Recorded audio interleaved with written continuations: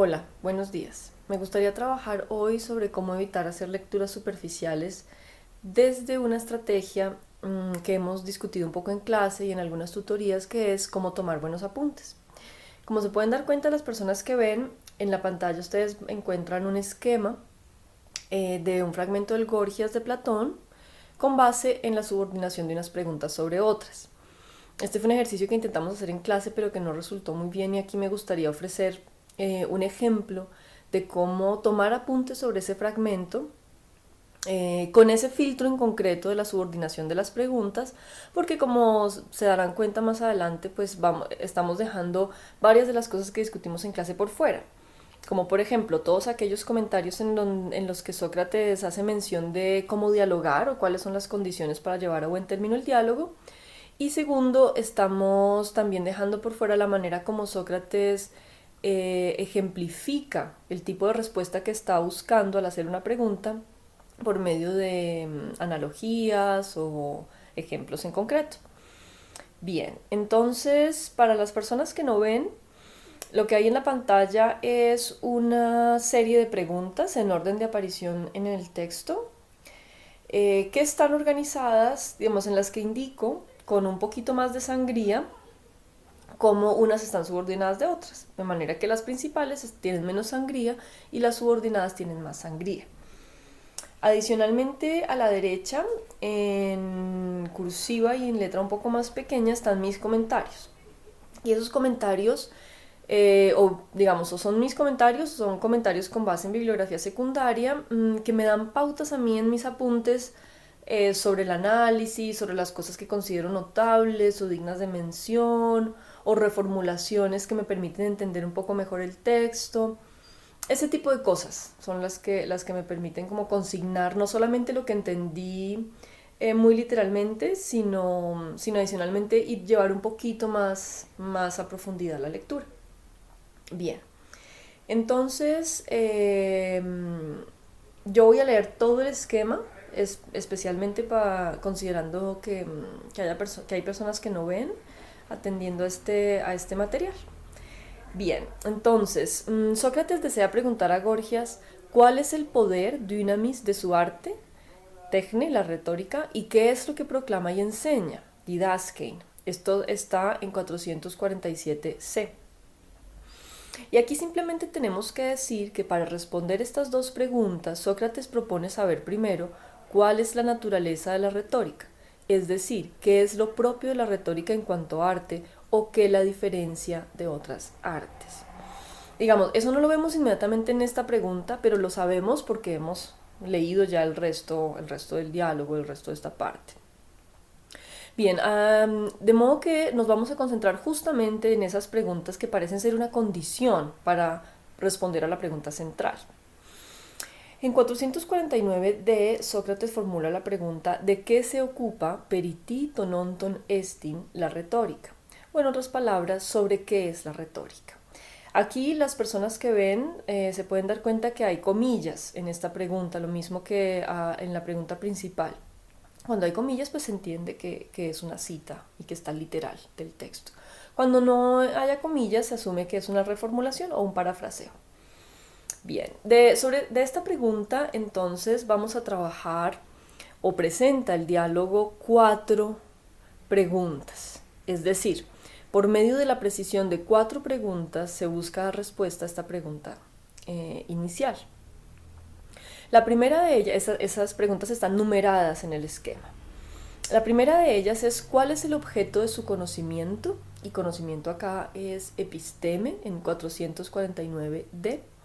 Es muy interesante porque ya parece que de entrada nos estamos orientando a la pregunta de qué clase de conocimiento es la retórica, si es que tiene un conocimiento propio. Y la respuesta de Gorgias aquí es sobre los discursos, Perilogus 449e. Sin embargo, esta respuesta no le sirve a Sócrates, particularmente porque hay otras artes que también utilizan discursos o que son sobre los discursos. Entonces eso obliga a Sócrates a preguntar y a precisar con mayor insistencia en la segunda pregunta, ¿en qué se diferencia de las otras artes que se ocupan de discursos? En 450b. Y aquí Gorgias menciona que toda su actividad y eficacia se da por medio de la palabra, diálogo en 450D. De nuevo, como hay otras artes que también tienen su actividad y eficacia por medio de la palabra, Sócrates le pide a Gorgias que siga precisando y formula una tercera pregunta. ¿En qué se diferencia de otras artes cuya actividad y eficacia también se da por medio de la palabra? Para responder a esta pregunta, Sócrates se vale de otras dos preguntas, ¿verdad? La primera pregunta, digamos, esta ya es un poco más compleja que las anteriores. La primera pregunta es sobre qué objeto Periti realiza su eficacia la retórica por medio de la palabra, en 451D. Y aquí vale la pena hacer un par de comentarios. Sócrates supone que la diferencia entre las artes que tienen su eficacia por medio de la palabra consiste en que sus discursos tienen objetos distintos. Es decir, a objetos discursos, artes distintas. A objetos distintos, artes distintas. Bien, David Stauffer hace una pregunta que considero aquí que es relevante. ¿Es verdad que aquello de lo que habla el orador es lo mismo que aquello que sabe? Es decir, Sócrates está asumiendo que el objeto del saber es idéntico al objeto del discurso. Y esto por supuesto nos cierra la entrada a que estos dos sean diferentes, a que no haya una identidad entre uno y otro, entre objeto del saber y objeto del discurso. Un ejemplo de esto que da Stauffer y que es particularmente relevante en el caso de la retórica es el objeto del saber no puede ser los efectos del discurso sobre las pasiones de quienes lo escuchan. Vamos a dejar esto simplemente ahí porque ahora en un momentito vamos a retomar este elemento de los efectos del discurso. La respuesta de Gorgias es los más importantes y excelentes de los asuntos humanos. En 451D, el término griego para los asuntos es ta pragmata. Y ante esta respuesta, aquí hay un giro en la pregunta que es bastante digno de notar, porque a Sócrates no le sirve esta respuesta porque hay otras artes que se atribuyen esa función. Tratar de que los objetos de sus discursos son los más importantes y excelentes de los asuntos humanos. Y como hay esas otras artes, pues Sócrates está interesado en que Gorgias le precise pues cuáles son esos de entre todos, ¿no? Sin embargo, fíjense cómo cambia la pregunta bastante respecto de las preguntas que antes habían sido muy enfáticas en simplemente cuál es ese asunto humano que es objeto del discurso, ¿cierto? De la retórica, esos asuntos humanos excelentes que son objeto del discurso de la retórica, o por medio de los cuales la retórica ejerce toda su eficacia por medio de la palabra. Entonces, curiosamente la pregunta es distinta y es ¿cuál es el bien, ágathos, que según dices es el mayor para los hombres y del que la retórica es artífice? 452D. Entonces fíjense que Sócrates aquí está asumiendo en esta transición que la retórica produce lo que es mejor para los seres humanos en lugar de que la retórica simplemente hable de lo que es mejor, es decir, que eso que es mejor sea objeto del discurso de la retórica. No es tanto que es objeto, pero aquí Sócrates lo está poniendo en términos de que la retórica produce esos bienes. Este también es una anotación de David Stauffer.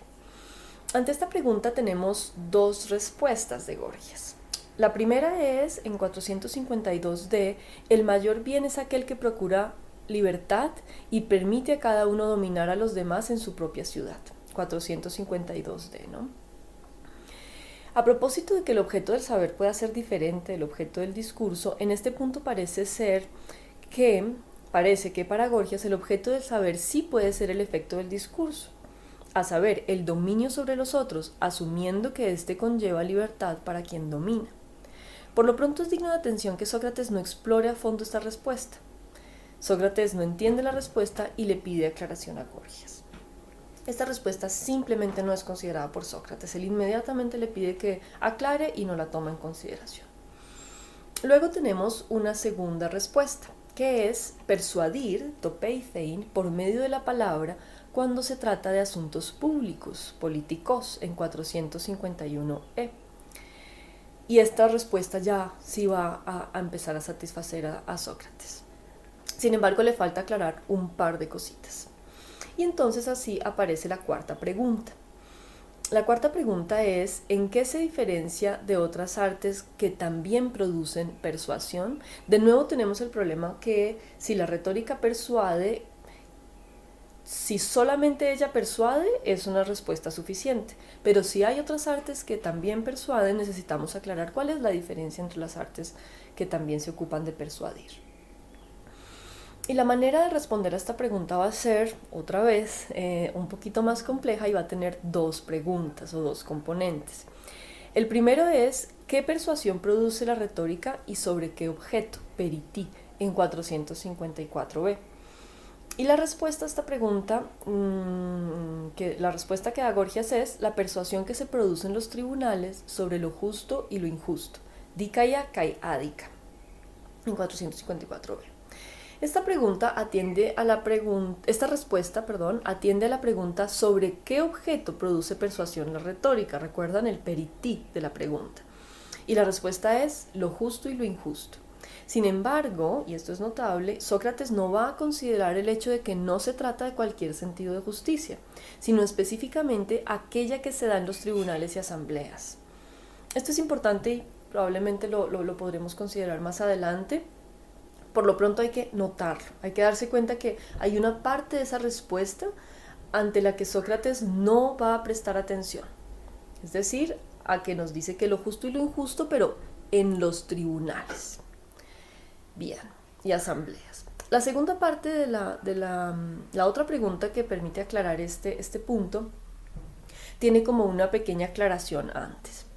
Y es: si establecemos dos clases de persuasión, una que implica conocer, memathekenai, y otra que implica creer, pepisteukenai, y si asumimos que la diferencia entre ambas es que la primera siempre es verdadera, mientras que la segunda puede ser verdadera o falsa, entonces la pregunta es: ¿qué tipo de persuasión produce la retórica? La respuesta de Gorgias es la persuasión que conduce a la creencia, pistis, en 454. Y aquí ya Sócrates tiene todas las respuestas que quería a propósito de la pregunta que iniciamos al inicio. De manera que es el mismo Sócrates el que dice: ok, si te he entendido bien, entonces lo que habría que decir sobre la retórica es esto. La retórica es artífice de la persuasión que da lugar a la creencia, pero no a la enseñanza de lo justo y lo injusto. 455a. Hasta este punto se ha respondido la pregunta ¿de qué trata la retórica? Con base en el acuerdo sobre este punto es posible proceder a investigar cuál es su poder y qué enseña. Recuerden ustedes que la pregunta con la que habíamos empezado este fragmento era ¿de qué se ocupa la retórica? O ¿sobre qué es la retórica? En este punto, esa pregunta se formuló en 449d. Eso significa que la unidad de diálogo, la unidad dialógica o la unidad de discusión que se abrió en 449d se cierra o culmina para Sócrates en 455a, con esta respuesta que Sócrates enuncia y a la que Gorgias concede. Es muy, aquí hay que notar un par de cosas muy rápido. Como les decía, esta respuesta es la que Sócrates necesita para entrar a analizar qué enseña y cuál es su poder, el de la retórica. Primero, y segundo, fíjense que acá él pasó muy rápido a concluir que la retórica no enseña lo justo y lo injusto, que la retórica es artífice de la persuasión que genera creencia y no enseñanza. Bueno, esto es todo por hoy. Yo espero que este esquema les haya permitido tener una idea de cómo hacer ustedes de cómo tomar ustedes sus propios apuntes y poner como en el margen o en otro color o de alguna manera indicado, en el caso de las personas videntes por lo menos, sus propios comentarios. ¿Sí? Es importante que no solamente lean y tomen apuntes de las cosas más importantes, sino que a la vez también estén teniendo como una suerte de diálogo entre ustedes, la manera como lo están leyendo, las consecuencias o implicaciones que tiene un fragmento y lo que dice propiamente el fragmento. Bueno, muchas gracias, que tengan un feliz día y gracias por participar.